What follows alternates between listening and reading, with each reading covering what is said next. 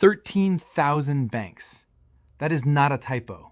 13,000 banks are already plugged into one single system.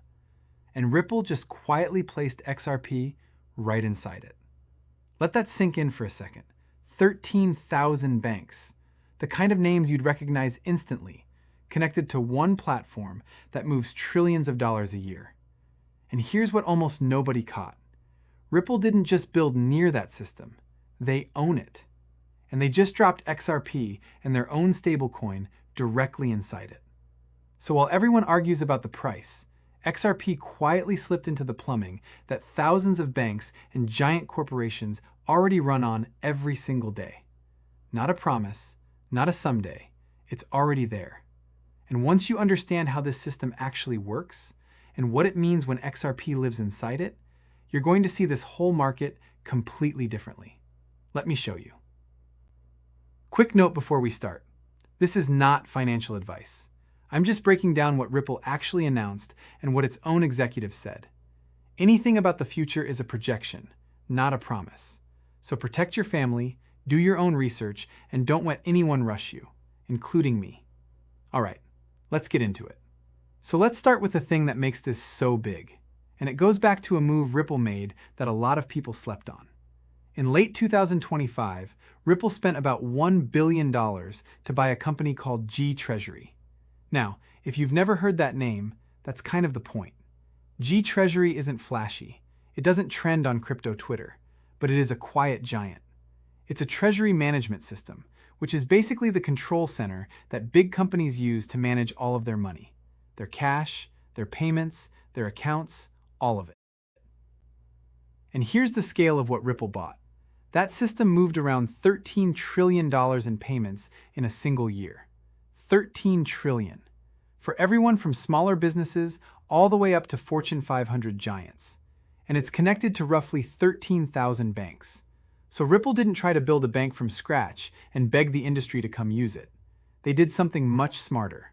They bought their way straight into the room where thousands of banks and huge corporations already do their daily business. They now own a piece of the actual plumbing.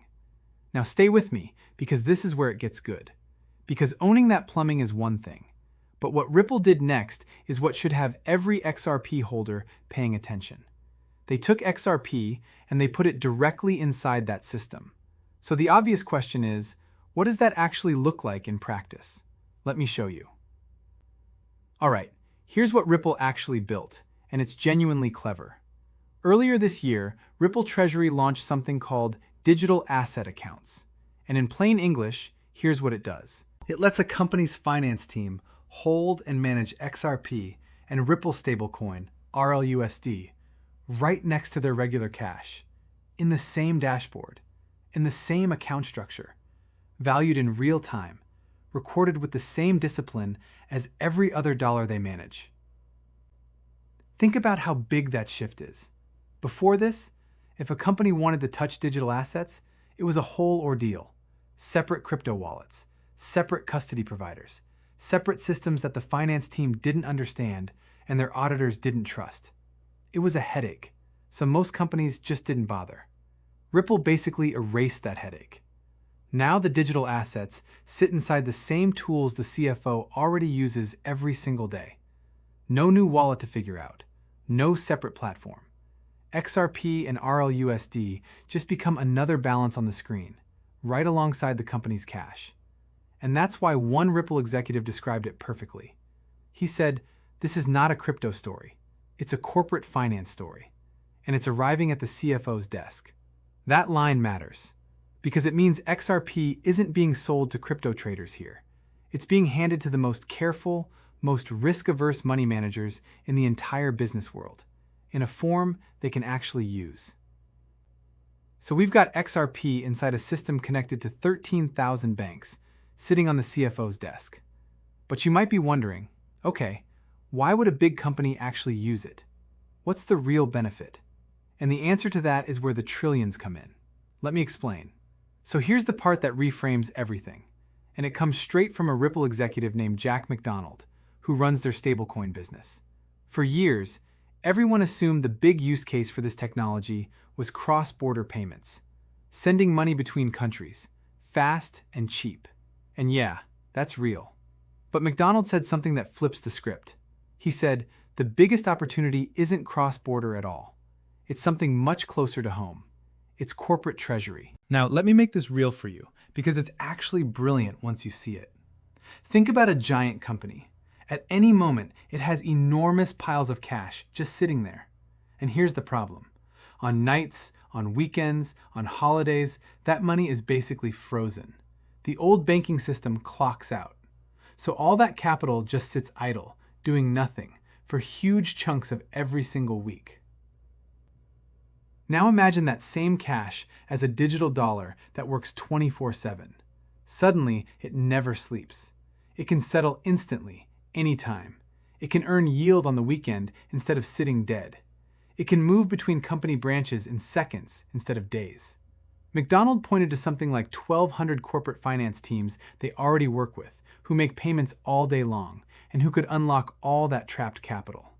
Multiply that across thousands of companies, and you're talking about trillions of dollars in idle cash that could suddenly become active. That is a staggeringly large opportunity. And XRP and RLUSD are being positioned as the rails that make it happen. And Ripple even backed this up with data. Their own survey of over 1,000 finance leaders found that 72% said they now feel they have to offer a digital asset solution just to stay competitive. 72%. The demand isn't coming, it's already here. Quick pause because I really want to know. Before this video, did you have any idea that corporate treasury, not trading, might be XRP's biggest real-world use case? Just type yes or no in the comments. I'm genuinely curious because I think this is the most overlooked part of the entire XRP story. Now, there's one more piece to this. Because remember those banks we started with? Well, some of the biggest names on Wall Street are starting to show up in the XRP world too. And the honest version of that story is more interesting than the hype. Let me give it to you straight. So, let's talk about the banks, honestly, because this part gets exaggerated a lot, and I don't want to do that to you. Recently, some major US banks showed up in official filings with exposure to XRP. Wells Fargo, one of the largest banks in the country, disclosed around $9 million in an XRP ETF. Bank of America and Morgan Stanley showed up too, with smaller amounts. Now here's where I have to keep it real. $9 million sounds huge, but for a bank like Wells Fargo, which manages trillions, that is a tiny drop. And a lot of these positions are held on behalf of clients, not necessarily the bank betting its own money. So please, don't let anyone tell you the big banks are going all in on XRP. That's not what this is. But here's why it still genuinely matters. Just a couple of years ago, XRP was tied up in a massive lawsuit, and these blue-chip banks wouldn't touch it with a 10-foot pole. Now, their names are appearing in official documents, right next to XRP. That's not about the dollar amount. That's about the door being open. It's a signal of legitimacy, of access, of XRP becoming something these institutions are allowed to hold at all. And when you connect that back to the treasury system we talked about, the picture gets even clearer. The same world of banks and corporations that Ripple's system serves is slowly, quietly getting more comfortable with XRP being in the room. The infrastructure on one side, the growing acceptance on the other, both moving in the same direction. So let me pull this all together and tell you what it actually means for you, holding XRP right now. So let's bring it home. Here's the full picture. Ripple bought its way into a system connected to 13,000 banks, one that moves trillions a year. It placed XRP and its stablecoin directly inside that system, right on the CFO's desk. A top executive says the real prize is corporate treasury, unlocking trillions in idle cash. And on top of that, major banks are starting to show up with XRP exposure for the first time. Every one of those things is real, and they all point the same way. But now the honest part, because that's what this channel is about. None of this is a price prediction. A lot of these features are brand new, and the biggest opportunities are still projections, things that have to be delivered and adopted over time. Adoption in the corporate world is careful and slow by design.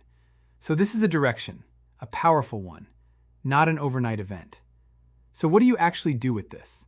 Nothing frantic. You don't bet the house because a video got you excited. and you never risk money your family depends on. Please, protect your household first, and always do your own research. But you can absolutely pay attention, because what you just learned is something most people staring at the price chart have completely missed. XRP isn't just waiting around hoping to get used someday. It's being wired directly into the systems that thousands of banks and corporations already run on. And that, to me, is what real adoption actually looks like.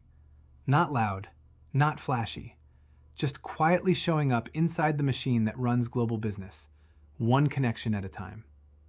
This has been Crypto with BHW.